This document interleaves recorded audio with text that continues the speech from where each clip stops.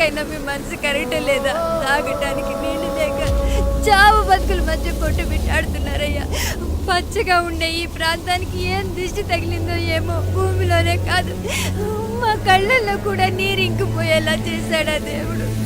ఈ గంట మీ చేతుల్లోనే ఉందయ్యా. చూడమ్మా, వర్షాలు లేక కరువుతో రాష్ట్రం కష్టాన్ని కూడా అరువు తెచ్చుకుని బతుకుతుంది. నా కాళ్ళ మీద పడితే ఏమీ రాదు, పైనుండి వర్షం పడాలి. అయ్యా మినిస్టర్ గారు, మీరైనా ఏదో ఒకటి చెయ్యండి అయ్యా. నేనేం చేయనమ్మా, ఇక దేవుడే మిమ్మల్ని కాపాడాలి. ఎవడొస్తాడే మిమ్మల్ని కాపాడడానికి? ఎన్నాళ్ళు అడుగుతారా ఎవడొస్తాడు, ఎప్పుడొస్తాడు, ఎక్కడి నుంచి వస్తాడు అని? పేదవాడికి కష్టం వచ్చినప్పుడల్లా ఇదే మాట. 70 ఏళ్లుగా హీరో రావాల్సి వచ్చినప్పుడల్లా ఇదే మాట. ఇంకా ఎన్నెళ్ళు అడుగుతారా? ఎవడొస్తాడే మిమ్మల్ని కాపాడడానికని మీరు మమ్మల్ని అడగటం, వస్తాడ్రా అని మేము మీకు చెప్పటం. అయినా సరే మళ్ళీ మీకోసం ఇంకోసారి చెప్తున్నాను, వస్తాడు వస్తాడు. ఆకాశాన్ని చింపుకుంటూ వస్తాడు, నేలను పగలగొట్టుకుంటూ వస్తాడు. ఎవడు? దేవుడు. దేవుడా? రాయికి వరమిచ్చిన రాముడు దేవుడైతే, ద్రౌపదికి చీరిచ్చిన కృష్ణుడు దేవుడైతే, ఈ ఊరికి ఆయనే దేవుడు. ఆ దేవుడికి ఇంకో పేరే రాయుడు. పాపా రాయుడు, పాపా రాయుడు.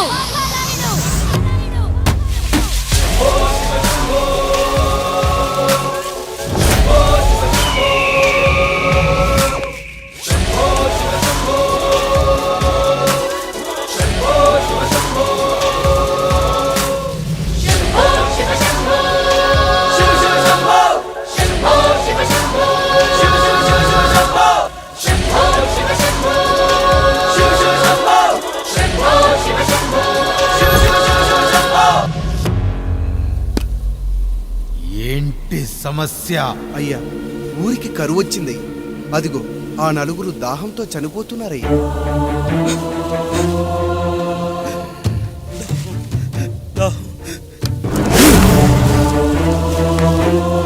పాపారాయుడు తీర్పు ప్రకటిస్తున్నాడు. ఈ గ్రామం ఇంతకు ముందెప్పుడు ఎదురవ్వని సమస్య. అందుకే ఈ సమస్యని నా సర్వేంద్రియాలను కేంద్రీకరించి, నవరంధ్రాలను బిగించి ఆలోచించి ఈ నా తీర్పు ప్రకటిస్తున్నాను. దాహంతో అలమటిస్తున్న ఆ నలుగురికి వెంటనే బావులు తవ్వించి వాళ్లకు నీళ్ళివ్వండి. అంత సమయం లేదయ్యా. మరో 5 నిమిషాలు వారి చేత నీళ్లు తాగించిపోతే చచ్చిపోతారయ్యా. పూజారి, మరేంటిప్పుడు దీనికి పరిష్కారం? నృత్యం. సంగీతానికి శిలలు, నృత్యానికి మేఘాలు కరుగుతాయని శాస్త్రం చెబుతుంది. ఆ నాట్యానికి ఆకాశం కరిగి వెంటనే వర్షం పడాలి. అందుకు ఆ నటరాజైన శివుడే మార్గం చూపించాలి.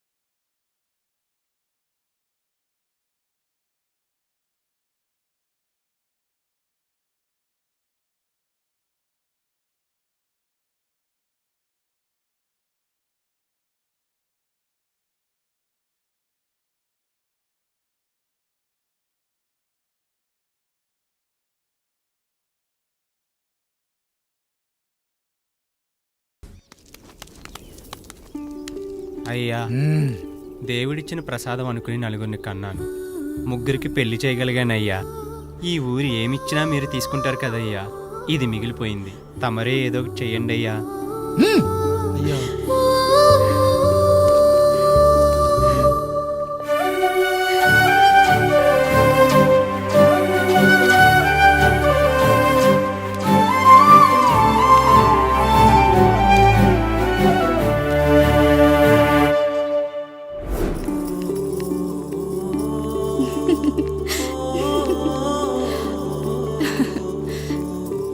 ఈ ఇల్లు, ఆస్తి, ఇంత గొప్ప భర్త, పిల్లలు చాలా ఆనందంగా ఉందండి. కానీ నాకు ఒకటే లోటు. మన తర్వాత మన పిల్లల్ని చూసుకోవడానికి వీళ్ళకొక అన్నయ్య కావాలండి. అచ్చం మీ పోలికలతో వీళ్ళకొక అన్నయ్యని కందామండి. నువ్వు అడిగితే కాదనగలనా?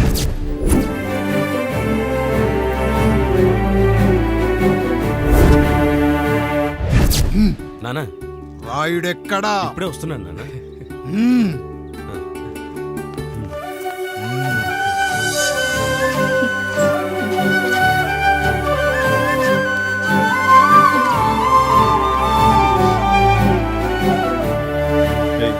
చూడరా, మీ అన్న మీద పగ తీర్చుకోవడానికి నీకు ఇదే సరైన సమయం.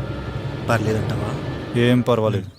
అయ్యా, ఎరా రంగా, ఏం కావాలో అడగరా.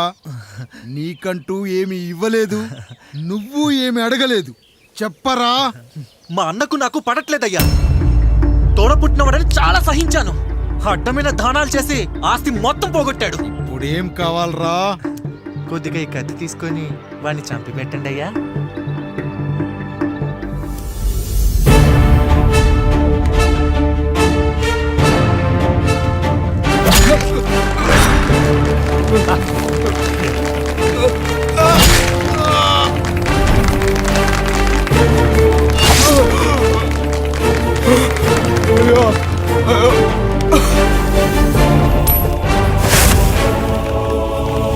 రేయ్ నాయుడు, అన్యాయంగా మా నాన్నని చంపేశావు. గుర్తుంచుకో, ఈ నాయుడి కొడుకు నీ కుటుంబం పాలిట సైనికుడిగా మారబోతున్నాడు. నిన్ను, నీ కొడుకుని, ఆడికి పుట్టబోయే కొడుకుని అందరినీ లేపేస్తా.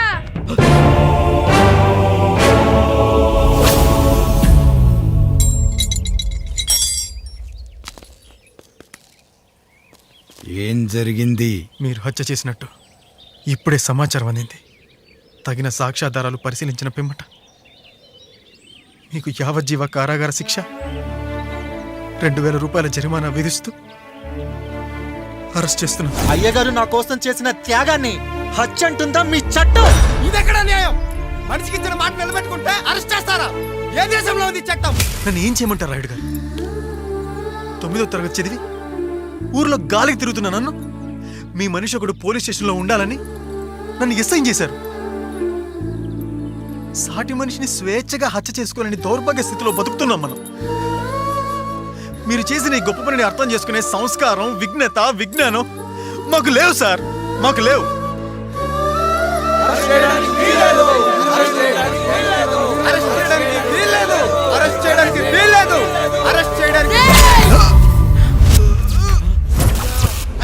నాయుడు గారు,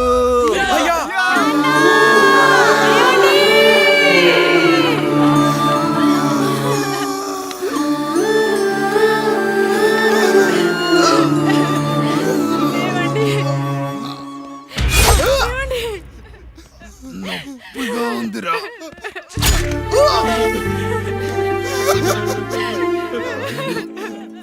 సుధా, నేను లేకుండా ఎలా ఉండగా? పర్వాలేదండి, బిడ్డలతో నేను ఉండిపోతాను. అయ్యో, ఈ పాడు సమాజం నిన్ను మనశ్శాంతిగా బతకనివ్వదు. ఇంతమంది పిల్లల్ని చూసుకుంటూ భర్త లేకుండా ఎలా బతకగలం?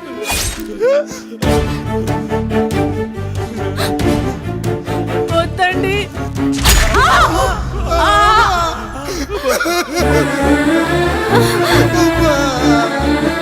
రాయుడు, బిడ్డలు జాగ్రత్త. ఈ రోజు నుంచి వీళ్ళంతా నీ తమ్ముళ్ళు, చెల్లెళ్ళు కాదు, నీ బిడ్డలు.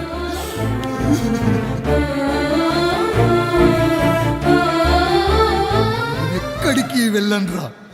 నీ కష్టం వస్తే ఒక్కసారి నాన్న అని పిలవరా. ఆ సమాధిలోంచి అయినా లేచొస్తా.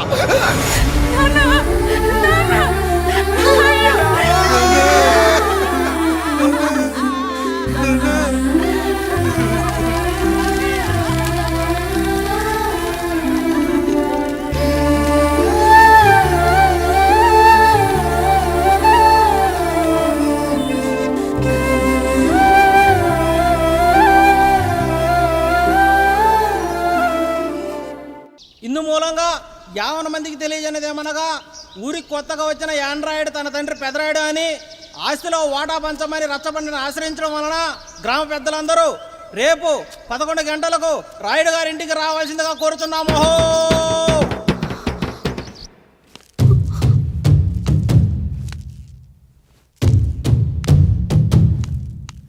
ఎందుకొచ్చారు? తన తాత పాపారాయుడు గారు ఆస్తి తనకు కూడా కావాలంటూ పంచాయతీలో ఫిర్యాదు చేశాడయ్యా.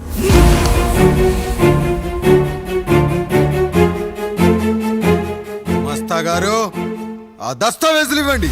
అయ్యా, మరి మా సంగతి ఏంటి? అడగరేంటి? అవునన్నయ్యా, ఈరోజు మీ పన్మేష్ కొడుకొచ్చాడు, రేపు ఆ పాలదం కూతురు వస్తుంది. ఇలా వచ్చినోళ్ళంతా మీ సంతానమని తెలిసాక అదిగో ఆ కాముడు చెప్పినట్టు మా ఆయన వాటా కిందో బాత్రూము, నాకో సబ్బు బిల్ల, నా పుట్టబోయే బిడ్డకు ఒక బొట్టు బిల్ల, ఇదే మిగులుతుంది. అయినా ఊరి జనాభా కన్నా అన్నయ్య పిల్లల సంఖ్య ఎక్కువైపోతుంది.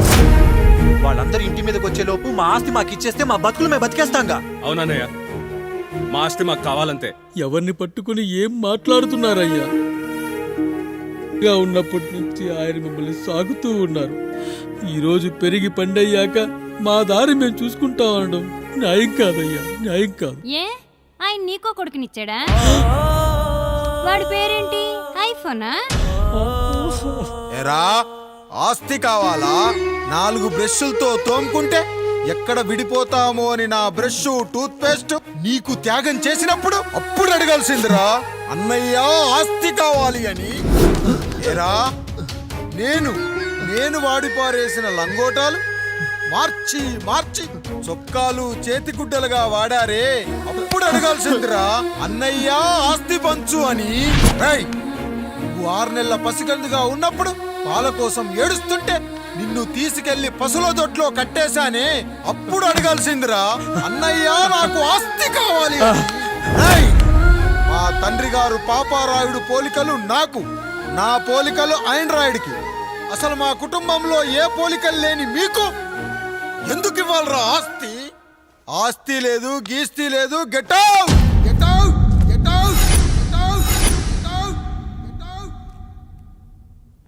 అని నేను అనొచ్చు, కానీ అనగలనట్రా? అనలేను. ఎందుకంటే మీరంతా నా తమ్ముళ్ళు, నా చెల్లెళ్ళు. రక్తం తాగిన దోమ కూడా వెళ్ళేటప్పుడు కృతజ్ఞతగా ఏ మలేరియానో టైఫాయిడో వదిలి వెళ్తుంది. కానీ రక్తం పంచుకొని పుట్టిన మీరు ఈ అన్నయ్య కోసం ఆస్తి కూడా వదల్లేకపోతున్నారు కదరా. గుమస్తా గారు, నా యావదాస్తి నా తమ్ముళ్లకు చెల్లెళ్లకు వాళ్ళ పేర్ల మీద రాయండి. నాకు చిల్లి గవ్వ కూడా అక్కర్లేదు. ఇక ఈ ఇంటికి నాకు ఎటువంటి సంబంధం లేదు. లక్ష్మి, సావిత్రి, మీ చీరలు విప్పేయండి. ఇక్కడికి వచ్చేటప్పుడు ఏ చీరలు కట్టుకున్నారో వెళ్ళేటప్పుడు కూడా అదే చీరలు కట్టుకోండి. వెళ్ళిపోదాం. దస్తావేజులు తీసుకురండి.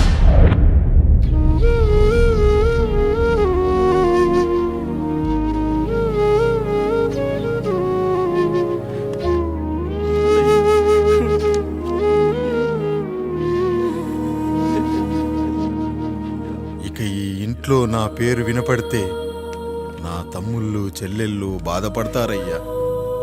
ఈ ఇంట్లోనే కాదు, ఈ దస్తావేజులో కూడా నా పేరు ఉండకూడదు. నేను ఇక్కడ సంతకం పెట్టి వీళ్ళ మనసు నొప్పించలేను. అయ్యా, మొత్తం వదిలేసి మీరెలా బతుకుతారయ్యా? ఎండకు నీడలా, వర్షానికి గొడుగులా నన్ను ఇన్నాళ్ళు కాపాడింది. కష్టాల్లో సుఖాల్లో నాకు తోడుగా నిలిచింది. నా నిజమైన ఆస్తిని, కుటుంబ గౌరవాన్ని కాపాడింది. ఇదేరా నా ఆస్తి అంతస్తు. ఇది మా నాన్నగారిచ్చిన లంగోట.